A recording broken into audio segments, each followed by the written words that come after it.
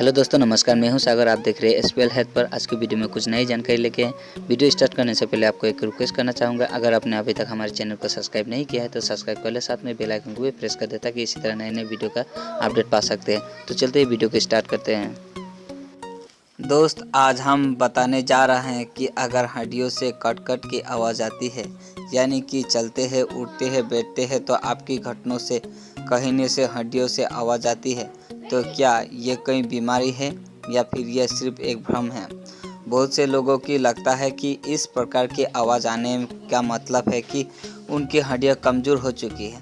तो आज हम आपको यही बताने वाले हैं कि आखिर सच क्या है। यदि किसी बच्चे या किशोर अवस्था में किसी की हड्डियों से आवाज़ आ रही है और उसे हड्डियों में कहीं दर्द या परेशानी का अनुभव नहीं हो रहा है, तो आप निश्चित हो जाइए, यह कोई सामान्य नहीं है। ना तो उसकी हड्डियाँ कमज़ोर है, ना ही उसे कैल्शियम की कमी है। इतना ज़रूर है कि उसकी हड्डियों में वायु अधिक है। इससे हड्डियों के जोड़ों में एयर बबल्स बनते हैं और टूटते हैं, जिससे कट कट की आवाज़ आती है।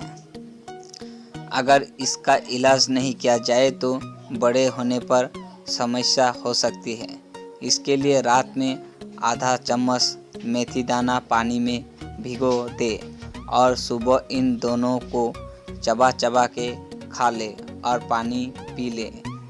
इससे एयर बबल्स की समस्या खत्म हो जाएगी।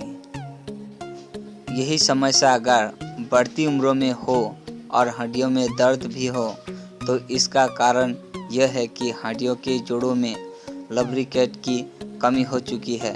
इसके लिए भी मेथी दाना वाला उपाय तो करना ही है, साथ ही कैल्शियम की कमी को भी पूरा करना है।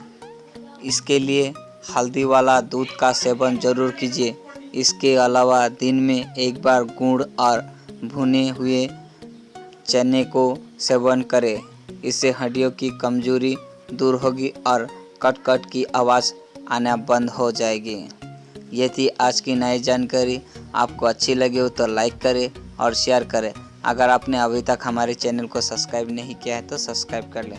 मैं मिलता हूँ नेक्स्ट वीडियो में, तब तक के लिए नमस्कार।